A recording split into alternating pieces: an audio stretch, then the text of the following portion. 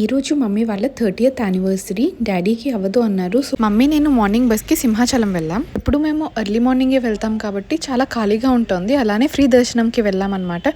But లోపలికి వెళ్తే తెలిసింది 2 రూమ్స్ ఫుల్గా జనాలు ఉన్నారు అని. వెంటనే అక్కడ నుంచి బ్యాక్కి వచ్చి మళ్ళీ టికెట్స్ తీసుకొని మళ్ళీ వెళ్తే చాలా బాగా అయింది దర్శనం ఈసారి అయితే.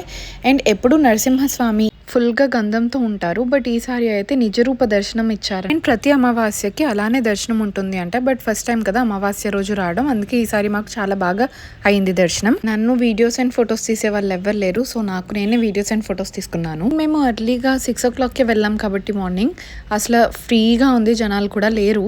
దర్శనం అయ్యేసరికి 8-8:30 అయిపోయింది. బయటకు వచ్చేసరికి చూస్తే ఎన్ని మంది జనాలు ఉన్నారు. అండ్ ఈ వీడియోకి లాంగ్ వీడియో కూడా వస్తుంది. దానిలో నరసింహస్వామి కొండపైన ఎలా వెళ్చారో చెప్తాను. అండ్ డైరెక్ట్ గా క్లినిక్ కి వచ్చేసా. సో అక్క కూడా వచ్చారు అంతలో. ఈ రోజు మమ్మీ వాళ్ళది యానివర్సరీ కాబట్టి విషెస్ చెప్పడానికి ఈ ఫ్రాక్ స్టిచ్ చేశారంట నా కోసం. సైజ్ సరిపోయిందా లేదా అని అడగడానికి వచ్చారు.